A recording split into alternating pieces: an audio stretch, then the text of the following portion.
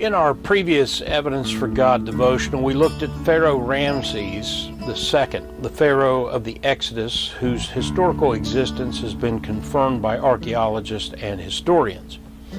But there are three other pharaohs that are not talked about as much and who are not as well known, but who are mentioned in the Bible and whose existence in real history has also been proven beyond the shadow of a doubt. We'll mention these in the order they appear in the Bible, beginning with Pharaoh Tirhaka, also known as Tirhaka. 2 Kings 19:9 says, "And when he heard say of Tirhaka, king of Ethiopia, behold, he is come out to fight against thee, he sent messengers again unto Hezekiah, saying," and so forth. We've just cut it off right there for our purposes. "This is one of the kings of Egypt who wore the title of Pharaoh, but he was not from Egypt." That's why he's referred to as king of Ethiopia. And it's like the more well-known Hyksos pharaohs, whose ethnic designation of Hyksos means rulers of foreign lands. Tirhaka was a member of the Cushites, also called the Nubian dynasty. It's not important to remember the name, but it is important to understand that skeptics denied his existence until archaeologists found evidence of his military campaign against Assyria.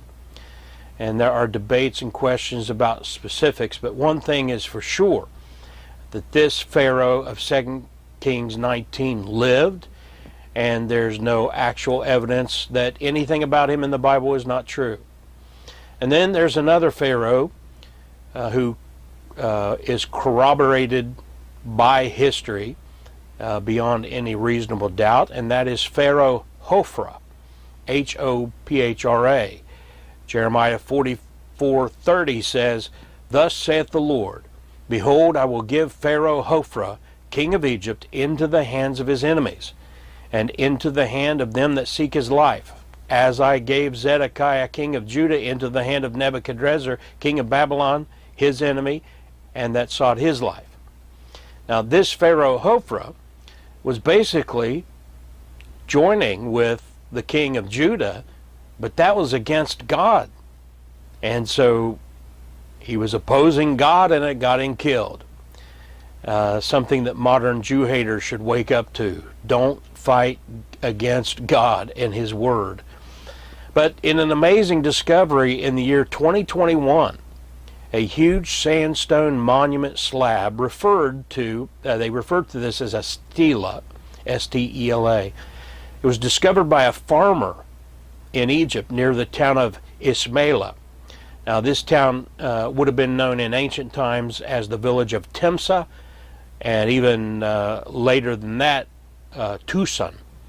But it was located near Lake Timsah in Egypt, and that's only 29 miles south of the city of Tahpanhes, where Jeremiah was when he made that prophecy we just read in Jeremiah 44:30.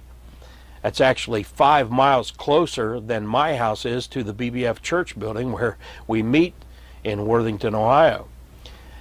And here, just south of Jeremiah's location in Tahpanhes, about 2,500 years later, this Egyptian farmer found this big slab that confirms the reign and the military campaigns of Pharaoh Hophra. This is supported as well by the 1909 discovery of Hophra's palace in Memphis, Egypt, which contained 2 red stone inscriptions naming him. And most importantly, there are records from Greek historians Herodotus and Diodorus, who described the violent end of Pharaoh Hophra, which fulfilled the prophecy we read from the prophet Jeremiah. Jeremiah is a prophet of God. Jeremiah's prophecy came from God. The biblical text is confirmed by historical archaeological discoveries, and therefore we have more evidence that the Bible is from God. And that, my friends, is simply more evidence for God himself. He must exist if he gave us a book. Amen?